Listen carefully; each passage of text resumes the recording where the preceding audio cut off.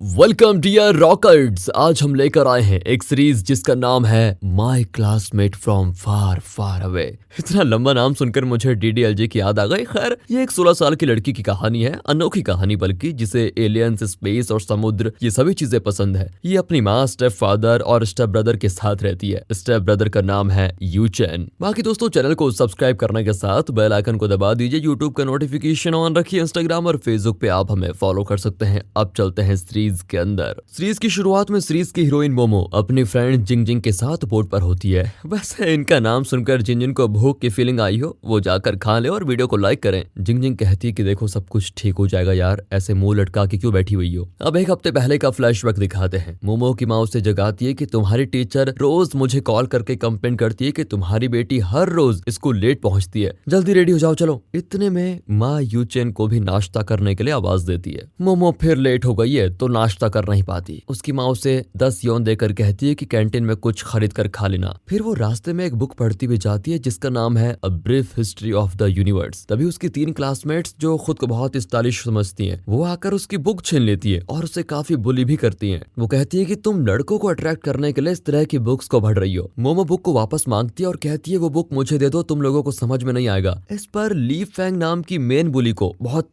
गुस्सा आता है और वो मोमो के सर पर कॉफी गिरा देती है। फिर मोमो का बैग छीनकर उसके सारे बुक्स नीचे गिराकर उसे किक करती है। तब जाकर उन्हें शांति मिलती है। वे मोमो को बेवकूफ कहकर धमकाती है कि आइंदा ऐसी बुक्स मत पढ़ना और हेलेन के बारे में सोचना भी मत। दरअसल हेलेन स्कूल का सबसे पॉपुलर लड़का है। मोमो आंसू पोंछकर अपनी चीजें उठाती है। तभी हेलेन और उसके फ्रेंड्स रोलर स्केट्स पर वहां पर आते हैं। वैसे आगे क्या होगा कमेंट करके बताइएगा। खैर, हेलेन सीधा मोमो से टकराता है और मोमो गिर जाती है, लेकिन हेलेन उल्टा उसे ही डांटता है कि बीच में क्यों आ गई। हेलेन का फ्रेंड कहता है कि इसे तुम पर क्रश है, इसलिए ये जानबूझकर बीच में आई होगी। बेचारी मोमो भी कह देती है कि मैं जानबूझकर बीच में नहीं आई, पर वे बिलीव नहीं करते और उसकी मदद भी नहीं करते। इस वजह से मोमो आज भी लेट पहुंचती है। टीचर भी उस पर चिल्लाती है क्योंकि वो इस महीने में 5वीं बार लेट आई है। वो उसे असाइनमेंट सबमिट करने को कहती है। मोमो अपना असाइनमेंट निकालती है, लेकिन ली फैंग ने उसका असाइनमेंट भी फाड़ दिया था। अब टीचर मोमो को बाहर खड़ा कर देती है। फिर ब्रेक टाइम में हेलेन चुपचाप क्लास में चला जाता है। तीनों बुलीज फिर मोमो को तंग करती है। फिर हेलेन, जो कि स्कूल का ऑलराउंडर है, वो बास्केटबॉल मैच खेल रहा होता है और सारी लड़कियां उसे चीयर करती हैं। यहाँ क्यूशन नाम की एक और मेन कैरेक्टर को दिखाते हैं जो चीयर गर्ल्स की टीम की कैप्टन है। मोमो हेलेन की फोटोज खींच रही होती है। अगले दिन टीचर कहती है कि नेक्स्ट मंथ जो टेस्ट होगा उसके मार्क्स के आधार पर क्लास के 2 सेक्शन डिवाइड होंगे, इसलिए सब मन लगाकर पढ़ाई करो। मोमो घबराती है क्योंकि वो पढ़ाई में कमजोर है और डरती है कि कहीं उसे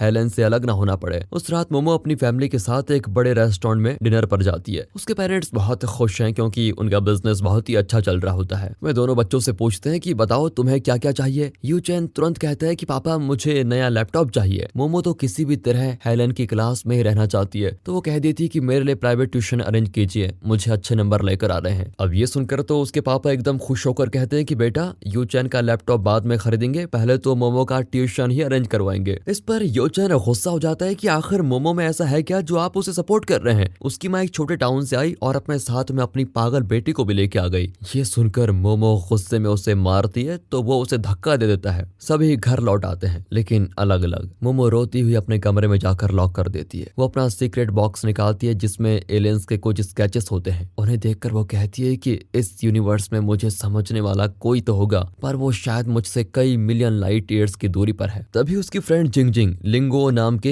एक एक्स्ट्रा टेरेस्ट्रियल रिसर्च स्पेशलिस्ट के बारे में एक आर्टिकल भेजती है। उसमें लिखा है कि लिंगाओ ने एक एलियन को पकड़ कर रखा हुआ है। लिंगाओ एबनॉर्मल ह्यूमन रिसर्च का लैब हेड है, पर मोमो को लगता है कि एलियंस बहुत पावरफुल होते हैं, इसलिए ये पॉसिबल नहीं है कि लिंगाओ ने एलियन को पकड़ कर रखा होगा। अगले दिन मोमो और जिंग स्कूल रेडियो पर प्रोग्राम कर रही होती है। फिर एक गाना प्ले करके दोनों मोमो के क्रश यानी कि हेलेन की बातें करने लगती है, पर जिंग माइक ऑफ करना भूल गई थी। मोमो कहती है कि हेलेन मेरी तरफ ध्यान ही नहीं देता। जिंग कहती है कि तुम मुझसे प्रपोज क्यों नहीं करती। मोमो कहती है मैं करना तो चाहती हूँ पर हिम्मत नहीं होती। पूरा स्कूल जान जाता है कि मोमो हेलेन से प्यार करती है। तभी जिंग को कॉल आता है कि माइक बंद करो, पूरे स्कूल में ढिंढोरा पिट चुका है। वो तुरंत माइक ऑफ करती है, पर अब बहुत देर हो चुकी थी। मोमो बहुत ही शर्मिंदा होकर वहां से भाग जाती है। उसी शाम को जिंग मोमो को कन्विंस कर ही लेती है कि किसी तरह हेलेन को अपने दिल की बात बताओ। वो भी मान जाती है। फिर मोमो एक गेमिंग आर्केड में जाती है जहाँ हेलेन पार्ट टाइम काम करता है। वो हेलेन को प्रपोज कर ही देती है, लेकिन वो बहुत रूडली उसे रिजेक्ट कर देता है। और प्रेजेंट टाइम में जिंग जिंग मोमो को समझाती है कि जिसे तुम्हारी फिक्र ही नहीं उसके लिए तुम क्यों रो रही हो। मोमो डाइविंग इंस्ट्रक्टर के कहने पर पानी में कूद जाती है। पानी के अंदर मोमो को कोई पुकार रहा होता है और गहराई में रोशनी भी दिखाई देती है। मोमो उत्सुक होकर अपने इंस्ट्रक्टर से दूर और भी गहराई में चली जाती है। वो देखती है कि समुद्र के तल पर एक चमकीली चीज पड़ी हुई है। वो उसे उठाती है तो उसके शरीर को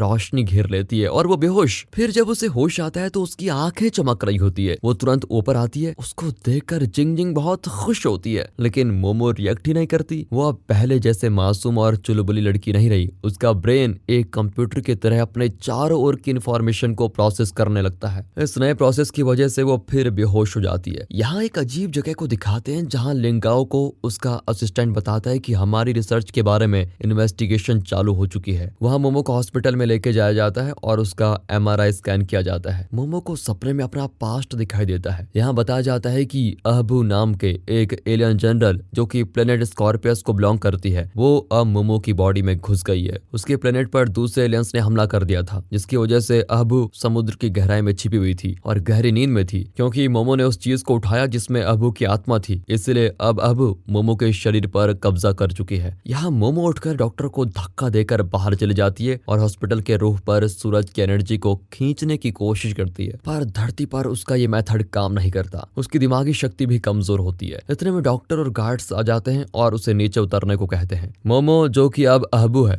उसे समझ में नहीं आता कि धरती के लोग इतना अजीब बिहेव क्यों कर रहे हैं। वो नीचे उतरती है तो डॉक्टर उसे एक सेडेटिव देने जाता है, पर मोमो उस इंजेक्शन का केमिकल कंपोजिशन देख पाती है और उसे नीचे गिरा देती है। उसके पेरेंट्स भी आकर डॉक्टर को डांटते हैं कि हमारी बेटी को बेहोश क्यों करना चाहते हो। एनर्जी लॉस की वजह से मोमो फिर बेहोश। यहाँ लिंगाओ ने एक आदमी को अपने अजीब से चेयर पर बांध कर रखा हुआ है। वो एक एलियन को पकड़ने में कामयाब हो गया है। यहाँ मोमो को होश आता है तो वो IV के कंटेंट्स को स्कैन करके एकदम रोबोट की तरह कहती है कि इसमें बहुत कम सोडियम और पोटेशियम है, जो मेरी बॉडी के लिए काफी नहीं है। अब पेरेंट्स परेशान होते हैं कि उनकी बेटी इंसान की तरह नहीं, रोबोट की तरह अजीब आवाज में बोल रही है। वो ढंग से खाना भी नहीं खा पाती, पर जिंग जिंग आकर उसे आइसक्रीम देती है तो वो तुरंत खा जाती है। अगले ही सेकंड उसके पेट में दर्द शुरू हो जाता है। जिंग जिंग कहती है कि टॉयलेट जाओ, थोड़ा आराम मिलेगा। पर जब मोमो पूछती है कि टॉयलेट क्या होता है तो जिंग जिंग घबरा जाती है। फिर मोमो बाथरूम में जाकर नल का पानी पीने लगती है तो ऐसे में उसकी और अबू की परछाई दिखती है। अबू मोमो को बताती है कि मैं 200 मिलियन सालों से समुद्र के अंदर तुम्हारा इंतजार कर रही थी। मोमो पूछती है तुमने समुद्र के अंदर से मेरा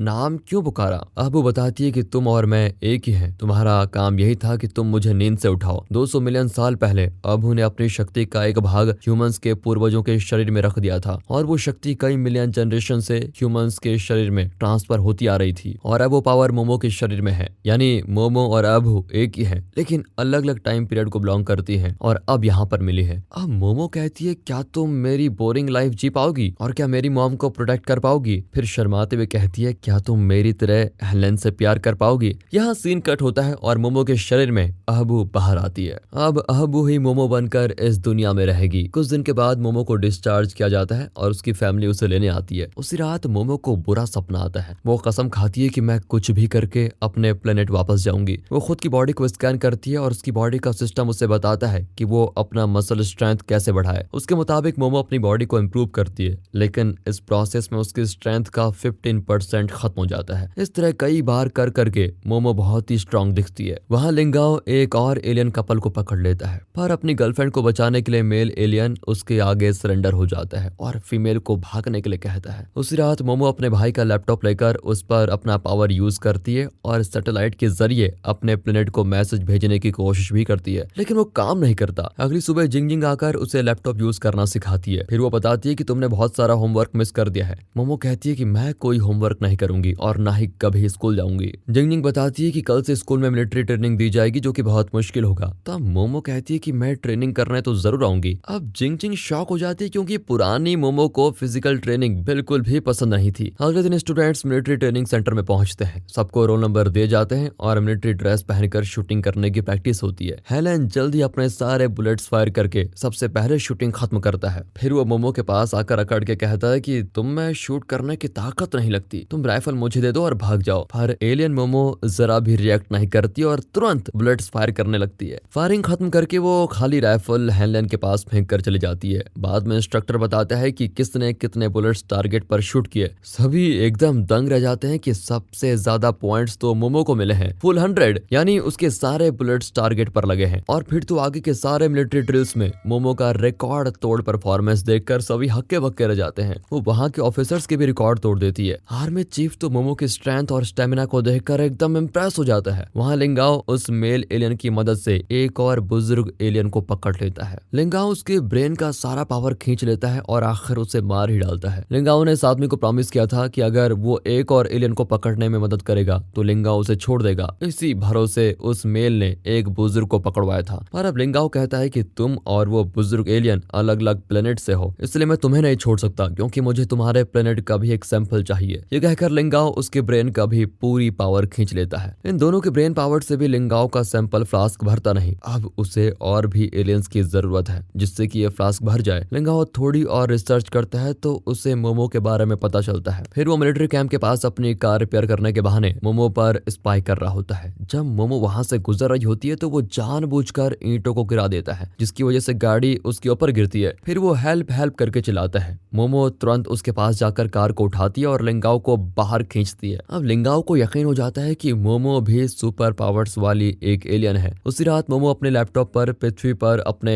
डेली एक्सपीरियंसेस को रिकॉर्ड करती है। अगले दिन हेलेन, ली फेंग और क्विशन एक ही टेबल पर बैठकर खा रहे होते हैं। बाकी सब मोमो की तारीफ कर रहे होते हैं पर क्विशन कहती है मोमो तो सिर्फ दूसरों को अट्रैक्ट करने के लिए ये सब कुछ करती है, पर हेलेन ने तो उसे रिजेक्ट कर दिया था और अब वो एकदम लड़कों की तरह बिहेव कर रही है, इसलिए उसे कोई लड़का पसंद नहीं करेगा। फिर वो मोमो के ऊपर खाना फेंक कर कहती है कि नीचे से उठाकर खा लो। मोमो अपना गुस्सा कंट्रोल करके बैठी होती है पर ली फेंग चुप होने का नाम ही नहीं लेती और उसकी बेइज्जती करती जाती है। अब मोमो कहती है कि तुम बोलना बंद करो वरना बहुत पछताओगी। फिर ली फेंग मोमो को उस दिन की याद दिलाती है जब मोमो डरी सहमी ली फेंग की मार खा रही थी। इस तरह इनकी आर्गुमेंट बहुत देर तक चलती है। तभी हेलेन और क्विशन ली फेंग को रोकते हैं और कहते हैं कि तुम आगे से मोमो को इस तरह ट्रीट मत करो। ये सुनकर ली फेंग को और गुस्सा आता है और वो अपने फुट रेस से मोमो पर पीछे से अटैक करती है, पर पलक झपकते ही मोमो उल्टा उसे गिराकर उसके मुंह में खाना दबा देती है। सबके सामने इंसल्ट होने की वजह से ली फेंग गुस्से में चिल्लाती है और इसी के साथ इस सीरीज का पहला पार्ट यहाँ पर खत्म होता है। तो दोस्तों कैसा लगा आपको इस सीरीज का पहला पार्ट? अगर ये वीडियो अच्छी लगी हो, स्टोरी अच्छी लगी हो, एक्सप्लेनेशन अच्छा लगा हो तो इसे ज्यादा से ज्यादा शेयर करें, वीडियो को लाइक कीजिए, चैनल को सब्सक्राइब। फिर मिलते हैं अगले पार्ट में, तब तक के लिए गुड बाय, अपना ख्याल रखें and finally thanks for watching.